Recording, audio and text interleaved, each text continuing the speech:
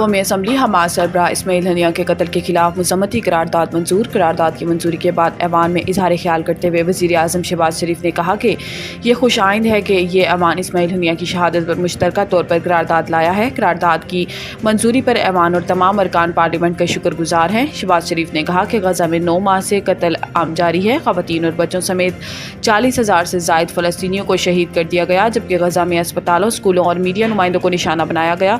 वज़ीर आज़म का कहना था कि इस कत्लेआम पर आंखें बंद करने से काम नहीं चलेगा। इस्माइल हनिया शहीद के कत्ल की शदीद मज़म्मत करते हैं और इनके जुराइम पर सेहनी रियासत को कटहरे में लाना होगा। वाज़ेह है कि फ़लस्तीन की मुज़ाहमती तंजीम हमास के सरबराह इस्माइल हनिया की शहादत पर फ़लस्तीनियों से इज़हार यकजहती के लिए आज मुल्क भर में यौम सोग मनाया जा रहा है। विफाकी काबीना का इलेक्शन एक्ट तरमीमी बिल कौमी असम्बली में लाने का फैसला। वज़ीर आज़म शहबाज शरीफ की ज़ेर सदारत विफाकी काबीना का इजलास हुआ, जिसमें एजेंडा जुज़वी तौर पर मंजूर कर लिया गया।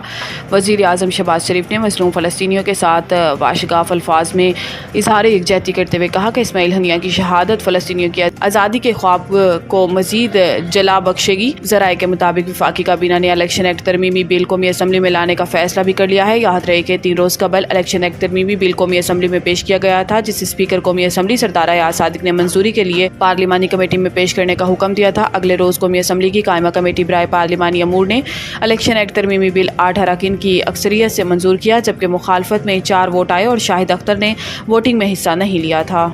तय हो गया है कि बिजली बिलों में कमी नहीं होनी। फवाद चौधरी लाहौर। साबिक विफाकी वजीर फवाद चौधरी ने कहा कि यह बात तय हो गई है कि बिजली के बिलों में कमी नहीं होनी। लाहौर की हिस्सेदार दहशतगर्दी अदालत के बाहर मीडिया से गुफ्तगू करते हुए फवाद चौधरी ने कहा कि हुकूमत बिजली, तेल और तनख्वाहदार तबकों पर टैक्स लगाकर पैसा कमा रही है। ये बात तय हो गई है कि बिजली के बिलों में कमी नहीं होनी। इन्होंने कहा कि अपोजिशन लीडर की नाअहली ये है कि 7 माह बाद भी अलग-अलग एहतजाज कर रहे हैं। तब तक अपोजिशन जमातें इकट्ठी नहीं होती, हुकूमत को कोई फर्क नहीं पड़ेगा। फवाद चौधरी का कहना था कि PTI के 25 लोग लापता हैं, मगर किसी को परवाह ही नहीं।